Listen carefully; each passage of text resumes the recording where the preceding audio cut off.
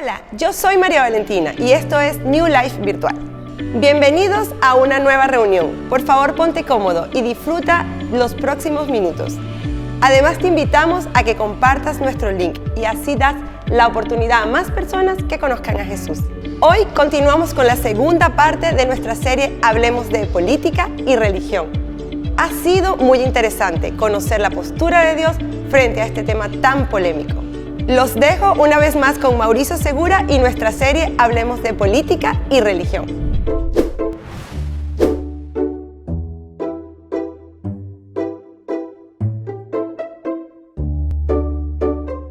Estamos ya en la segunda parte de esta serie que hemos llamado Hablemos de Política y de Religión. No es un tema sencillo de hablar, siempre se recomienda no hable de política, no hable de religión y no hable de fútbol. Precisamente a mí me gustan las tres cosas, entonces, pero me voy a aguantar de no hablar de fútbol, pero de lo otro sí vamos a hablar. El tema de hoy vamos a hablar de cómo los cristianos deberíamos abordar el asunto de la política. Y si tú eres un cristiano, esto va a provocar un tanto de tensión en ti. Debes estar muy atento. Si tú no eres un cristiano, te va a poder sentar y juzgarnos a nosotros si hacemos las cosas bien o hacemos las cosas mal. Es más, si hubiésemos hecho las cosas bien, quizás tú, que no eres de iglesia, estarías más cercano a Dios o no te hubieses alejado de Dios. Así que esto tiene que ver con nosotros y con nuestro comportamiento. La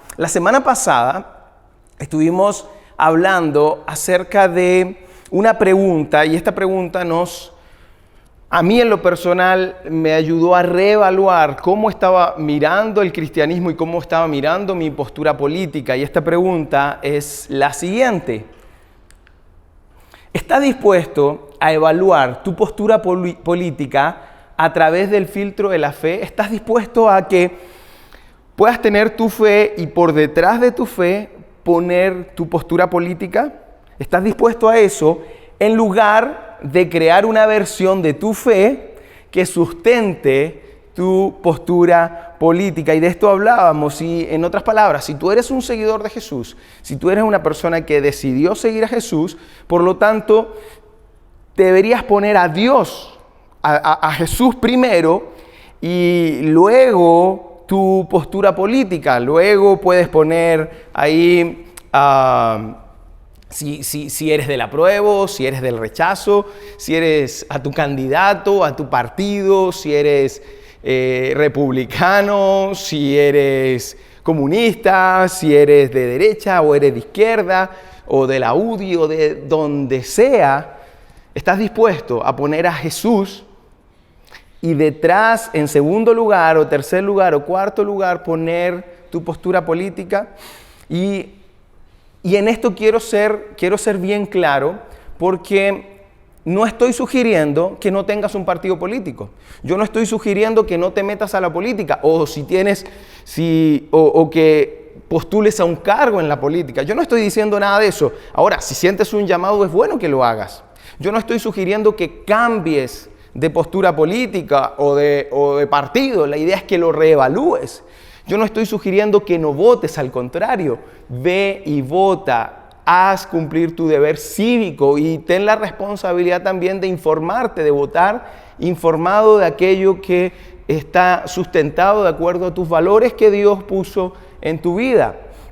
Mi sugerencia en esta serie principalmente es que no permitamos que el clima político que estamos viviendo nos divida. Ese es el punto principal de esta serie. También decíamos la semana pasada que lo que se espera de una iglesia es que hayan desacuerdos políticos, amor incondicional y oración por unidad. O sea, en otras palabras, orar por aquello que Jesús oró, que vimos la semana pasada. ¿Estamos dispuestos a orar por aquello que Jesús oró por la unidad de la iglesia? ¿Estamos de acuerdo? También les comentaba que todos queremos que Jesús esté de nuestro lado. Es muy fácil ponerse desde una esquina y esperar de que Dios se ponga desde ese lado. Y todos queremos a Jesús de nuestro lado. Veíamos esta campaña del rechazo y del apruebo desde el mundo cristiano. Y los del rechazo dicen que Jesús está de su lado. Y los del apruebo dicen que Jesús está de su lado. Y esto es natural que pongan a Jesús de su lado. Es como si, y ahora sí voy a hablar de fútbol, es como si un amigo tuyo va a jugar un partido de fútbol y un amigo tuyo, por X motivo, lleva a Cristiano Ronaldo. Y tienes que armar un equipo. Los dos equipos van a querer tener a Cristiano Ronaldo en su equipo. Eso es natural. El punto es que podemos interpretar las palabras de Jesús de acuerdo a, y para el lado que quieras interpretarlo, te va a resultar, porque si lo haces desde tu filtro político, te va a dar resultado interpretar las palabras. El punto es que Jesús no vino a eso. Hay un predicador, un pastor muy famoso en Estados Unidos, se llama Tony Evans, y Tony Evans dice lo siguiente: Jesús no vino a tomar partido. Jesús no vino a tomar partido. Jesús vino a hacerse cargo. Jesús no vino a tomar partido. Jesús vino a hacerse cargo. Vino a introducir el reino de Dios en la tierra. Los valores de Dios, lo que Dios valora, lo vino a introducir en la tierra. Y desde ahí para adelante comienza algo totalmente diferente, lo cual impactó a toda la sociedad. Y, por ejemplo, alguien como el apóstol Pablo, quien fue un perseguidor de la iglesia, él tiene un encuentro con Jesús y luego él comienza a abrir iglesias y bueno, tú lo conoces porque gran parte de lo que tú conoces como el Nuevo Testamento está escrito por Pablo. Y Pablo, al ser impactado por esto, por lo influyente que fue Jesús, Pablo comienza a introducir esto y es interesante porque Pablo toma una frase y a lo mejor no lo notaste cuando lo estuviste leyendo, pero esta frase aparece solo 2 veces en el Nuevo Testamento. Y esta frase es la siguiente: él habla de la ley de Cristo. Él habla de la ley de Cristo y lo habla desde este mandamiento, de este nuevo mandamiento, que es la abreviación del nuevo pacto que Jesús trajo. Esa es la abreviación de este mandamiento. Este mandamiento que Jesús estaba hablando, se junta con sus discípulos y les dice: mira, hay un nuevo mandamiento y este mandamiento reemplazará lo que era la ley de la Torá, las 613 leyes, los 10 mandamientos. Este mandamiento reemplazará, cubrirá, porque yo vine a cumplir esa ley. Entonces, este mandamiento reemplazará todo lo demás. Y a eso Pablo le llama la ley de Cristo. ¿Y cuál es? Ámense los unos a los otros, así como yo los he amado. O de forma sencilla, ámense como yo los he amado. Esa es la ley de Cristo que Pablo está hablando. Y Pablo toma esto y a través de cada una de sus cartas lo toma como una ética unificadora para todos los seguidores de Jesús. Esto es muy interesante porque muchos ejemplos acerca de cómo deberíamos comportarnos los cristianos y unificarnos los cristianos comienza siempre hablando de cómo Cristo nos amó, de cómo Cristo nos trató, de cómo Él nos trató, así debemos tratar a nuestro prójimo. Y esa es la ley de Cristo que cubre todos los otros mandamientos. Y esto es muy, muy interesante. Así que yo les voy a dar esos 2 ejemplos en los cuales Pablo habla acerca de esto. Y el primero es, él escribe una carta a los corintios, y él dice lo siguiente: aunque soy libre respecto a todos, y cuando él está diciendo aunque soy libre respecto a todos, él está diciendo soy libre de la ley de la Torá, soy libre, él está hablando soy libre respecto a todos, de todos me he hecho esclavo, y está hablando de esclavitud en un tiempo de esclavo, o sea, de todo me estoy haciendo esclavo, soy libre de una ley, pero me hago esclavo de todos para ganar a tantos como sea posible. Entonces, él está diciendo, y viendo el pasado de lo que es Pablo o Saulo en esos tiempos, donde él había hecho cosas realmente malas y él estaba muy arrepentido de eso, y de otras maneras está diciendo, mira, yo ya hice bastantes cosas malas, pero el tiempo que me queda voy a hacer lo que sea necesario, excepto pecar, para poder alcanzar a todos los gentiles como sea posible. Eso es lo que nos está diciendo Pablo. Y luego sigue diciendo en 2 versículos más adelante: entre los que no tienen la ley, me volví como los que están sin ley. Y de pronto tú a lo mejor estás leyendo esto y puede enredarte un poco. Él está hablando de los gentiles. Él está hablando de los gentiles. Y él como judío, aquellos que no tienen la ley y viven sin la ley, él como judío se hace gentil para poder conocerles, para poder introducirse en ellos. Entonces, entre los que no tienen la ley, me volví como los que están sin ley. Y acá dice algo interesante: aunque no estoy libre de la ley de Dios. Entonces, desde la lectura de un judío, esto es un poco extraño, suena muy raro. ¿Por qué? Porque anteriormente él estaba diciendo que estaba fuera de la Torá, o sea que estaba fuera de la ley de Dios. Pero acá está diciendo, aunque no estoy libre de la ley de Dios. Entonces un judío le preguntaría, explícate, porque dices que estás fuera de la ley de la Torá, pero dices que estás dentro de la ley de Dios. Entonces Pablo lo muestra como diciendo, es que es muy sencillo.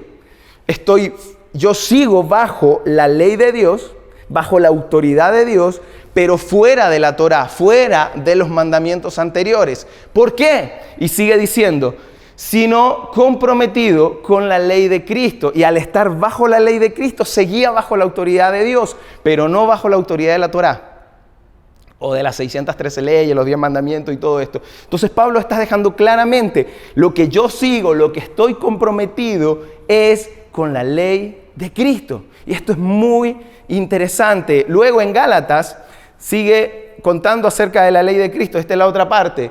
Dice, ayúdense unos con otros a llevar sus cargas. Está diciendo, mire, ustedes van a tener necesidad y necesitan ayudarse, necesitan unificarse, necesitan ser responsables con los otros.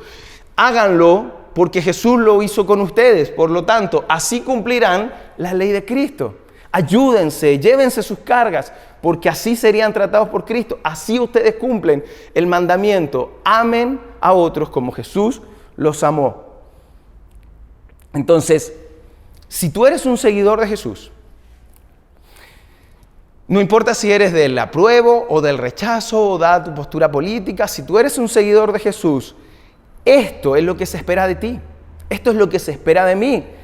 Debemos cumplir la orden principal de Jesús, la ley de Cristo, amar a otros o tratar a otros como Él nos amó a nosotros. Y esta ley de Cristo es un filtro de nuestra conducta cristiana en lo personal, pero también de una manera colectiva, y se vuelve nuestra conciencia. Por lo tanto, la ley de Cristo trae conciencia. La ley de Cristo nos ayuda a tener conciencia, y vamos a ir avanzando en esta parte. Cuando no amamos como Jesús nos amó, debería incomodarnos, debería irritarnos, debería perturbarnos. No amar como Jesús nos amó, no tratar como Jesús nos ha tratado. Eso debería ser una alarma que nos inquiete. Esto debería hacernos sentir de alguna manera mal, debería dañar nuestra conciencia cuando nosotros no actuamos cumpliendo la ley de Cristo, que es tratar a otros como Él nos trató a nosotros, amar a otros como Él nos amó a nosotros.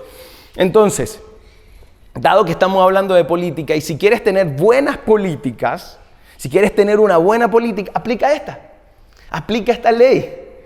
Si tú dices, oye, no, es que hay que tener buenas políticas, esta es una buena política.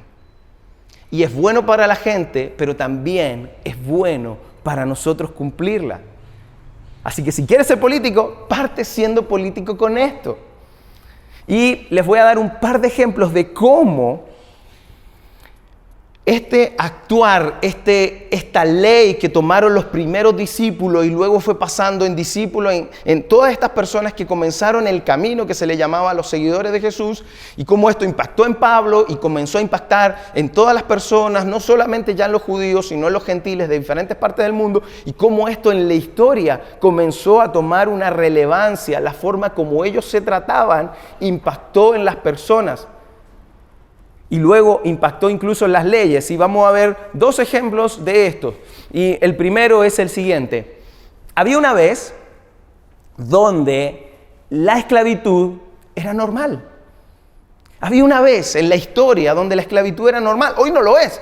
Pero había un tiempo que sí, que poseer personas, así como hoy día tú posees una mascota, poseer personas era un asunto normal y que no era un asunto moral. Era natural. Y de hecho, personas importantes de esos tiempos, por ejemplo, en el siglo IV antes de Cristo, Aristóteles, el gran filósofo, postuló, incluso también postuló lo mismo Platón, postuló lo siguiente. Miren lo que dice Aristóteles. Por eso es que unos deben gobernar y otros deben gobernarse. Es algo no solo necesario, es conveniente. No solo es necesario, es conveniente que lo hagas. Y está hablando de la esclavitud. Está diciendo que esta es la manera como debe funcionar el mundo. Eso es lo que está diciendo Aristóteles. Sigue diciendo, desde la hora de su nacimiento, algunos están marcados para sujetarse y otros para gobernar. ¿Y por qué? Porque la esclavitud era algo normado, era natural en esos tiempos. Y el mundo funcionaba así. Pero en el siglo IV, después de Cristo, cuando ya el cristianismo había sido estaba influenciando, ¿qué pasa? San Agustín, un sacerdote católico, dijo, esto no es así. No, la esclavitud es un resultado del pecado, no es natural, no está bien, no es conveniente, no es natural que la gente sea esclava. Y él comenzó a hablar de esto y la iglesia comenzó a funcionar este filtro en los cristianos, a entender de que en este caso la esclavitud no era buena y que debían hacer algo y que era resultado del pecado. Otro ejemplo, había una vez donde el infanticidio era bueno para la sociedad. El infanticidio, matar a un bebé, era algo normal. Era algo que no solo era normal, sino que era bueno para la sociedad. Y se lo explico. Ellos no, en ciertas partes del Imperio Romano, esto era permitido. Y los niños eran expuestos a muerte. Ellos no practicaban el aborto, no son como nosotros. Ellos no se hacían un problema de, bueno, vamos a ver cómo abortamos y intervenir a la madre, etc. No, ellos esperaban que nacieran y luego los mataban o los exponían. ¿Cómo funcionaba esto? Si era una niña, ok, la exponían. Si eran 2 niños, 3 niños y esto afectaba la economía de la familia, entonces exponían a ese bebé.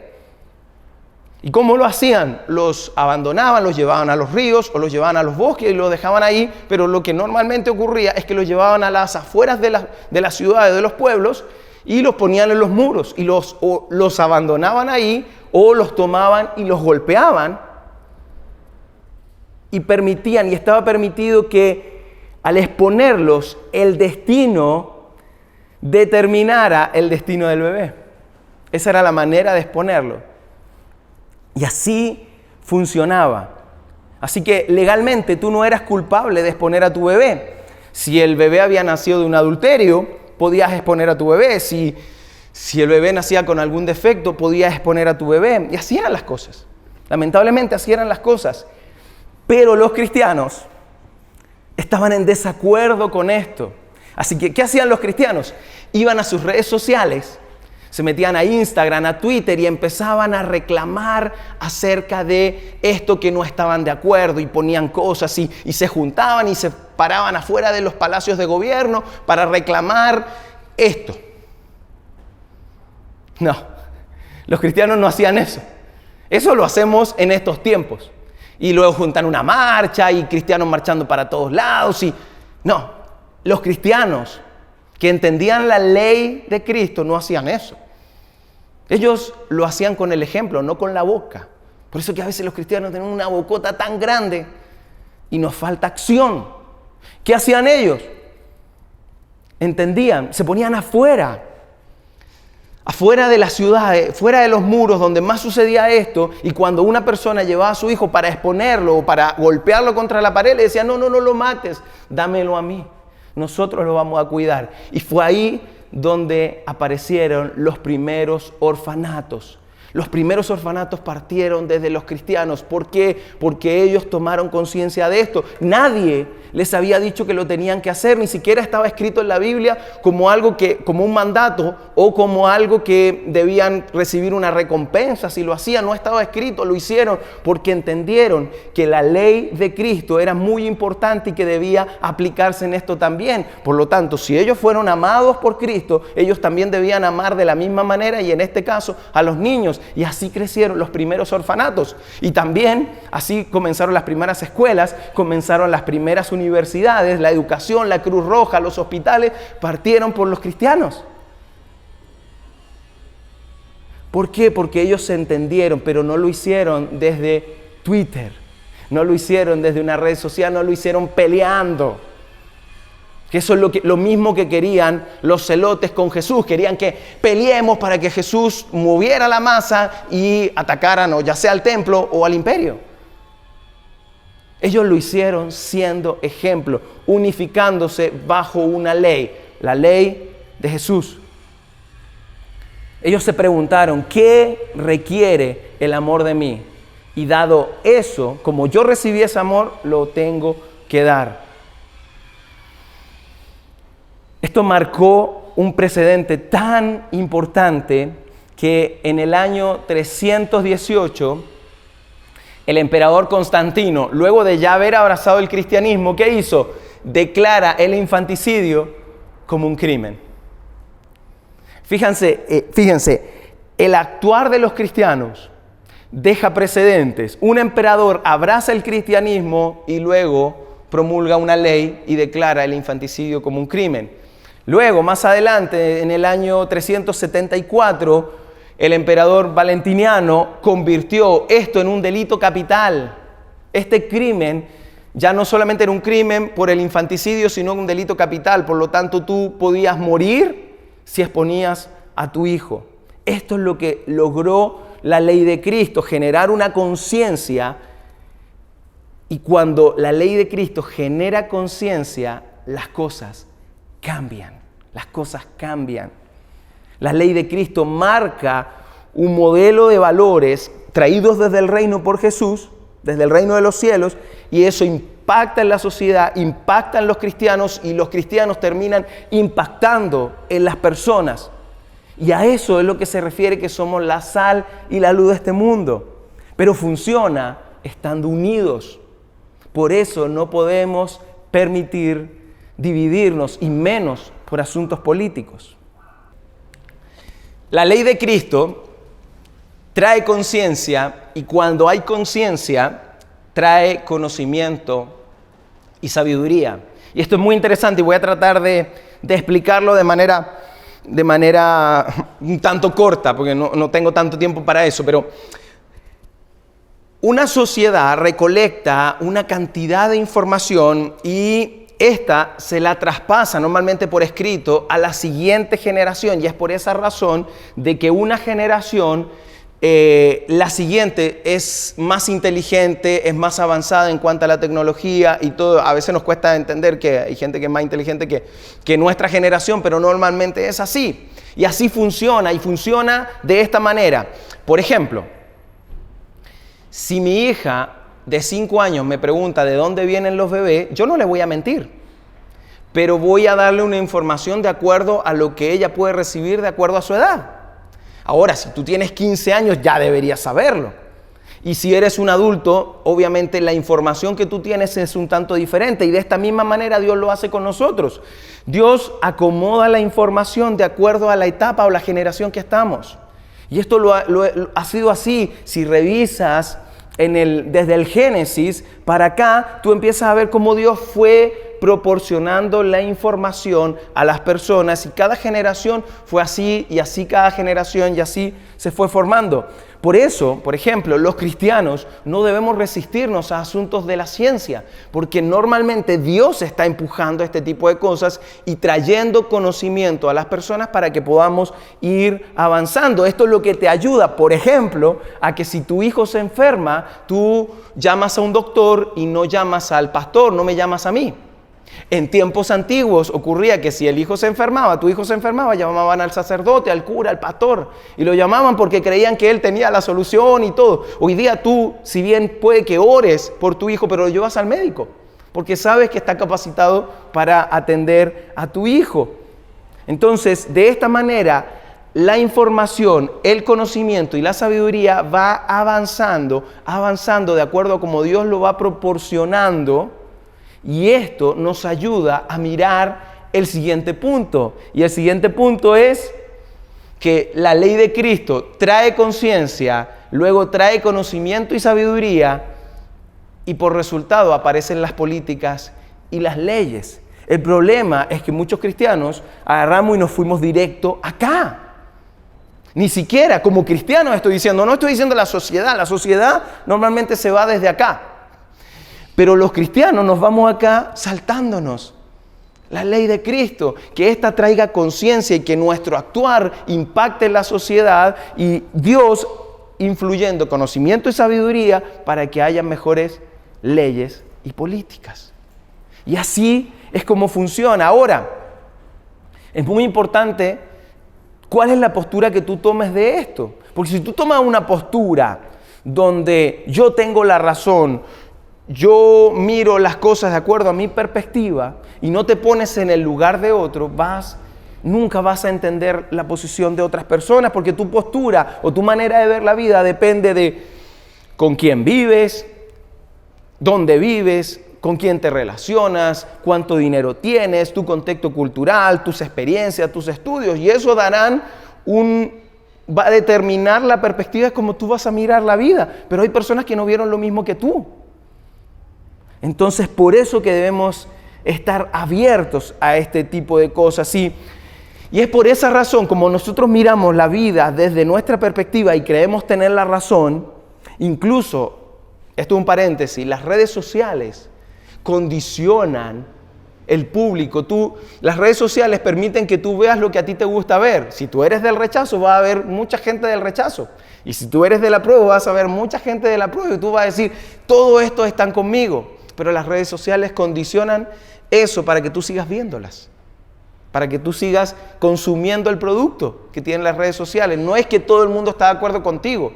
Por eso que después cuando tú ves una encuesta o ves los resultados en una elección, dice, pero si todos estaban de acuerdo, no solamente tu círculo o las personas que tú te rodeas. Y es por eso que quizás esta serie no te está incomodando tanto entre tu fe y tu postura política, porque tú crees que tienes la razón. Tú crees que tu fe está alineada con tu postura política. Y por eso que tú no sientes un conflicto, pero te gustaría que otros vean esta serie para que ellos sí vean el conflicto que tienen. Porque es muy fácil verlo. Es muy fácil verlo desde allá. Los del apruebo cristianos dicen que ellos ponen su fe primero. Y los del rechazo cristiano dicen que ellos ponen su fe primero. Pero no podemos madurar si no logramos ver al otro. Así que para ir terminando, 3 cosas que debemos hacer y que debemos aprender a hacer. Y esto nos va a ayudar a ponernos en la posición de otros, aprender a comprender esta sabiduría, pero también desde otros lugares, desde otras personas, no solo desde mi perspectiva. Y estamos hablando de cosas sociales más bien, ¿no? La primera es escucha a las personas que no experimentan el mundo como tú lo experimentas o como lo has experimentado. Aprende a escuchar a otros, aprende a escuchar el punto de vista de otras personas. Piensa que tu postura tiene que ver donde tú has estado sentado, donde la otra persona ha estado sentada y desde ahí hablamos, pero no conocemos la otra parte. Así que escucha a otras personas que piensen diferente a ti. Para mí ha sido un desafío, pero tengo que aprenderlo desde que soy cristiano, pero también ahora como pastor tengo que aprenderlo, a escuchar a otras personas que piensan diferente a mí. Segundo, aprende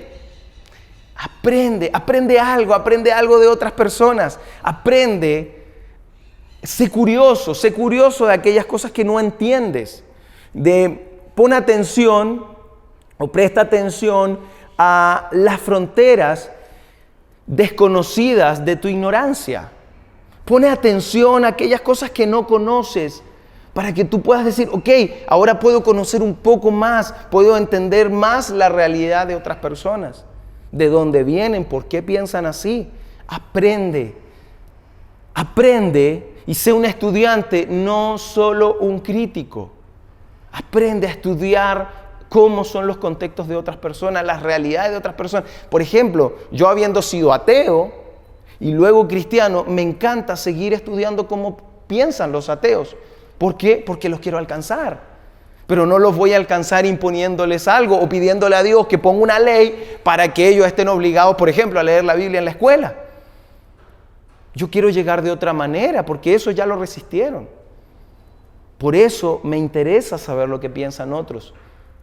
Es muy interesante eso. Y yo me propuse no criticar lo que no entiendo. No critico lo que no entiendo. Y cuando veo que estoy criticando algo que no entiendo, me callo. Y esto ayuda a entender de que somos diferentes. Y por otro lado, cuando tú dices, yo no entiendo, quizás tú en este tiempo estás en esta postura, yo también lo he dicho, no entiendo cómo los de la otra postura piensan así, no entiendo cómo pueda pensar así, no entiendo cómo esa persona pueda hacer eso. Tú crees que tiene que ver con el otro, pero también tiene que ver contigo, porque el que está diciendo no entiendo eres tú. En el momento que tú dices no entiendo es porque algo te falta entender. Así que aprende. Y tercero, ama. Nunca permitas o quemes un puente relacional. Nunca.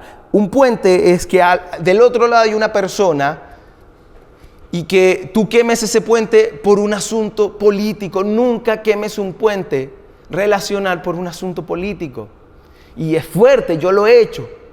Y uno dice, ahora, ¿cómo recupero esa amistad o cómo recupero esa influencia que tuve en esa persona y ahora ya no la tengo, o esa amistad, porque peleamos por un asunto político? Nunca quemes. Puede que el otro comience a prender fuego desde su extremo, pero no lo hagas tú. Deja la puerta abierta y que sea por tu conducta, así como en un momento el apóstol Pedro lo enseñó, que sea por tu conducta que ganes a esa persona. En algún momento aplica la ley de Cristo en ese momento, pero ama incondicionalmente, sin cortar el puente relacional con la otra gente, porque fuimos llamados a ser luz y sal. Pero si nosotros cortamos el puente, ¿qué posibilidad hay que el otro esté cerca? Recuerda que, hablando con respecto a gente que no es de iglesia, probablemente lo más cerca que una persona pueda estar de Cristo sea en la presencia tuya. Pero si tú por asuntos políticos cortas los puentes relacionales, ¿sabes qué? No estamos cumpliendo la ley de Cristo, no estamos amando. Y ese es lo que debemos entender de que como Jesús murió por ti, también murió por esa otra persona. Mauricio, nuevamente, como la semana pasada, ¿no te parece muy ingenuo creer que la unidad va a impactar la sociedad y luego esto va a impactar las leyes? Y yo le dije lo mismo. Recuerda, un puñado de personas con un líder que enfrentaron, amenazados por el imperio, amenazados por el templo, ellos se pararon firme y dieron al César lo que es del César y a Dios lo que era de Dios, sus propias vidas. Y marcaron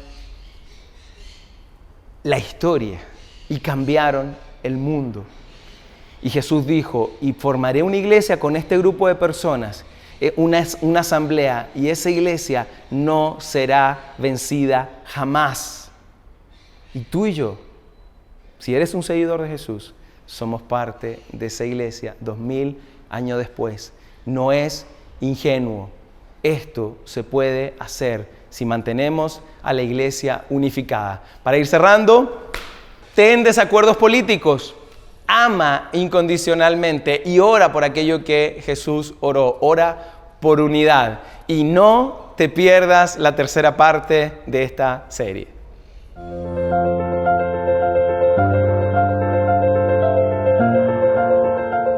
Hola, soy Angélica Cuicas, pertenezco al grupo de vida de chicas del New Life. Llegué a la iglesia mediante una pareja que me dijo un sábado que nos reuniéramos en el Metro Los Leones para ir a un lugar que me iba a agradar. Y resulta que yo fui pensando que íbamos a ir a otro lado, no sé, me imaginé cualquier otra cosa que a la iglesia New Life. Pero cuando llegué el recibimiento fue increíble, todo el mundo como que hola, saludaban y fue súper agradable. Bueno, ese día que llegué a la iglesia el tema fue que todas las personas que iban podían aportar un granito de arena, ya sea en talentos, en cualquier cosa para que la iglesia creciera. Y fue muy bonito porque me hicieron sentir parte de ella siendo el primer día que llegué. Y creo que esa fue una de las cosas que me ha permitido también como seguir. Ese día que llegué a la iglesia estaba sola sentada afuera esperando que abrieran las puertas. Y estaba ahí, se me acercó una persona y me dice, hola, ¿cómo estás? Así súper alegre, como que me conocía de toda la vida. Y me empieza a saludar, hablamos, me preguntó que de dónde era, cómo me llamaba. Y ahí estuvimos, me senté al lado y me dijeron, ven, siéntate aquí. Fue como que me incluyeron. Viene todo esto de la pandemia y como en marzo, en mayo, una chica del grupo me escribe y me dice que están haciendo el grupo de vida online, el grupo de chicas. De ahí decidí, yo le dije, bueno, chévere, igual estaba dispuesta a asistir a esas reuniones, de verdad, porque me había encantado ir a la iglesia. Y resulta que asistí a la primera reunión como invitada y fue increíble el trato, las chicas, el apoyo que había, o sea, el tema que hablaron, la complicidad que había entre ellas, a pesar de que tampoco tuvieran mucho tiempo de conocerse una entre las otras, y el apoyo, la complicidad, como que la motivación que ellas transmitían, era como que wow, qué bonito que sea así la iglesia, que haya mujeres que se apoyen entre otras y que sea parte también dando el mensaje de Dios de todo esto y fue maravilloso. Desde ahí asistí todos los viernes y recuerdo que estaba en una situación económica un poco complicada y también me ayudaron en comida, entonces fue como que no tenía ni 3 meses como que asistiendo al grupo ni nada y fue como que wow, me apoyaron tanto en esta situación que decidí, como que yo dije, aquí es donde quiero estar. Y si algo pude ver es que me permitieron las chicas y muchas personas de la iglesia es ver a Dios como alguien más cercano y no alguien como lejano a mí, sino que podía estar ahí y por lo que transmitían también en general. Y así es que he estado estos meses como teniendo también una conexión directa con Dios y me siento súper de verdad encantada con New Life y con todo el aporte que han hecho a mi vida. Te invito a que si no formas parte de un grupo, te unas a uno, porque ha sido personalmente una de las mejores experiencias de mi vida y deseo que tú también formes parte de eso.